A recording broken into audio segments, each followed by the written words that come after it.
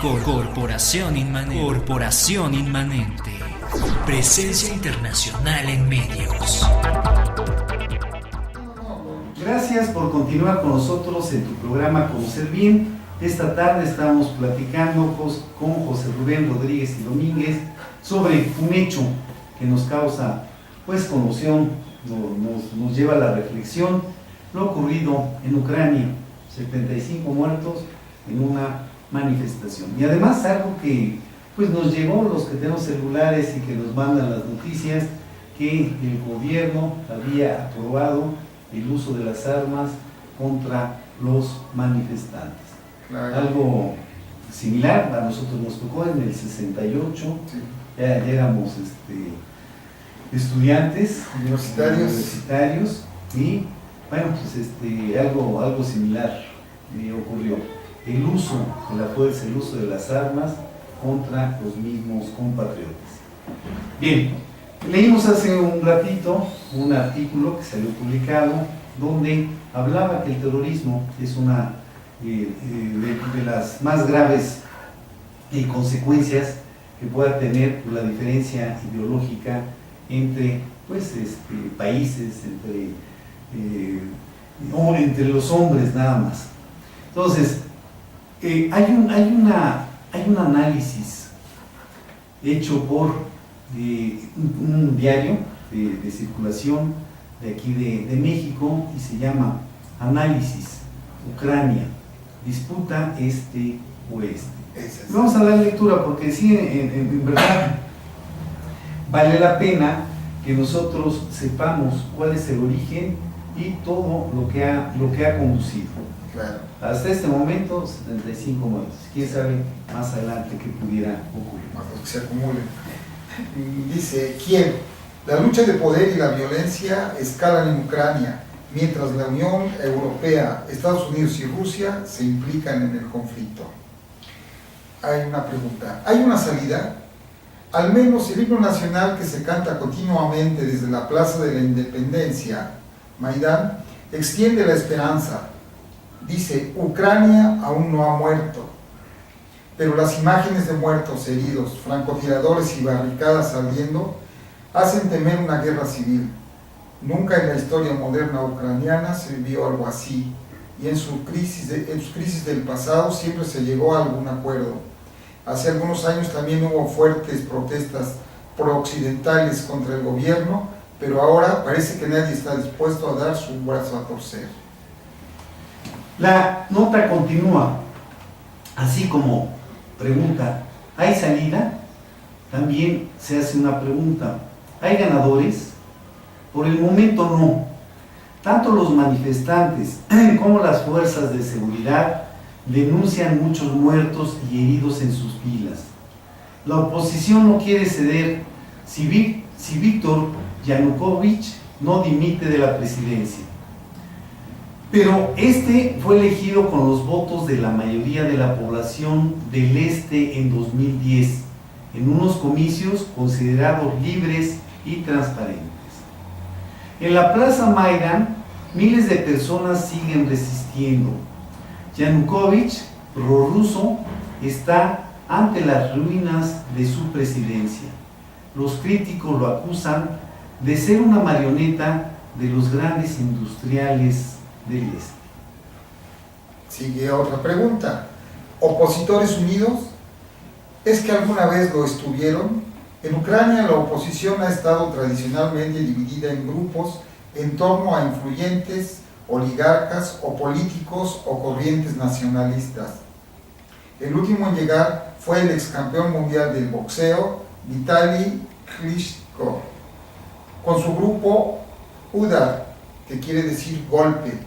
Los críticos lo acusan de actuar sin un plan político. Hasta hoy la cúpula opositora no ha conseguido unirse. Y así como han hecho preguntas, ¿hay salida? ¿Negociación? Es otra de las preguntas que trae este artículo. Y nos dice que las conversaciones giran en círculos. La violencia surgida, incluso horas después de que las partes acordaran renunciar a la violencia, muestra lo poco que se confía en un acuerdo entre el presidente Yanukovych y la oposición. Todos se mantienen firmes en sus posiciones. El hecho de que el presidente ruso Vladimir Putin vaya a enviar a su propio mediador tras los llegados de la Unión Europea no ayuda a calmar los ánimos. Sin embargo, motivo de esperanza es el llamamiento abierto de algunos diputados fieles al gobierno a incluir a la oposición. Ahora bien, ¿de dónde viene el conflicto? El conflicto viene del valor del país. Solo con la enorme exrepública soviética, Putin podría cumplir su sueño de una comunidad económica euroasiática. Ucrania, casi en bancarrota, vive del dinero y gas barato de Moscú. Muchos nuevos miembros de la Unión Europea del Este temen que si Ucrania vuelve a caer bajo la influencia del Kremlin, se reavivará de alguna forma el poder de la antigua Unión Soviética. Estados Unidos lo ve de forma similar y por eso muestra poca comprensión con las tácticas de la Unión Europea. Y nos dice el artículo, peligro o escisión. Muchos ucranianos del oeste se sienten más cercanos a sus vecinos de la Unión Europea que a sus compatriotas de habla rusa del este. Sin embargo, la mayor parte del dinero está en las metrópolis industriales en la frontera con Rusia. En las 2 décadas posteriores al desmembramiento de la Unión Soviética, el país solo ha podido sobrevivir haciendo un difícil ejercicio de equilibrio entre este y el oeste. Es la polaridad que existe en todos lados.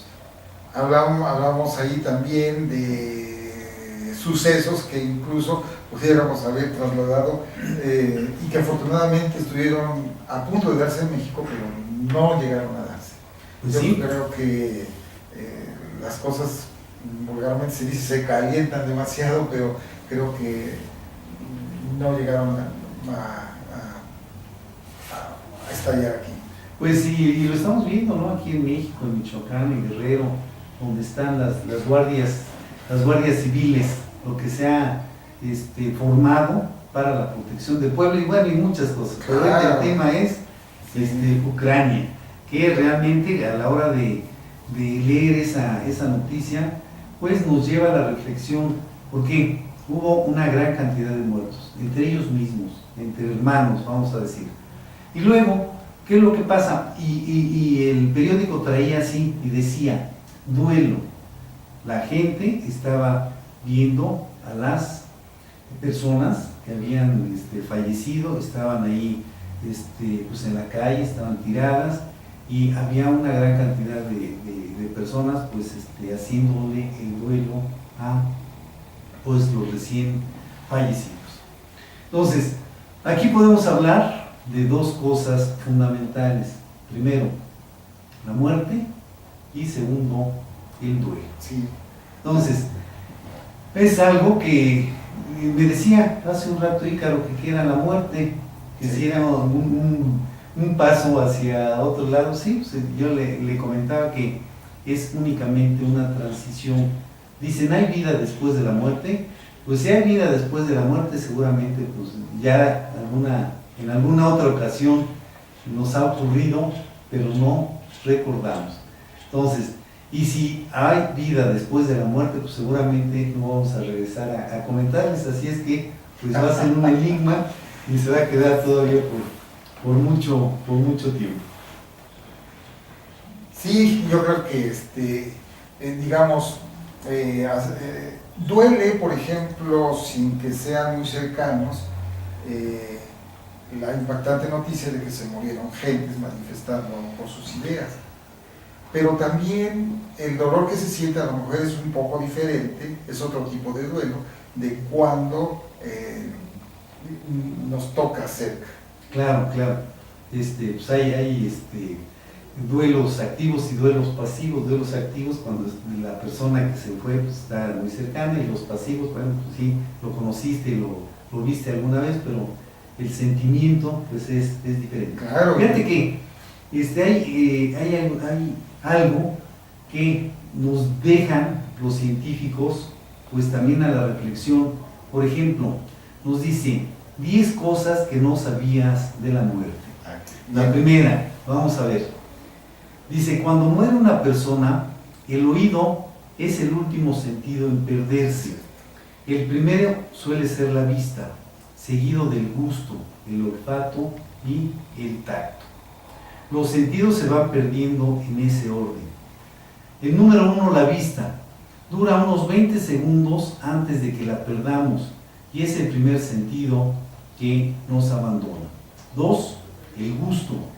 El gusto no dura mucho más que la vista, sin embargo, es el segundo sentido que se pierde. 3, el olfato. El olfato puede variar en su duración de 10 a 20 segundos más que el gusto. 4, el tacto. Se pierde muy poco después de perder el olfato. Y 5, el oído.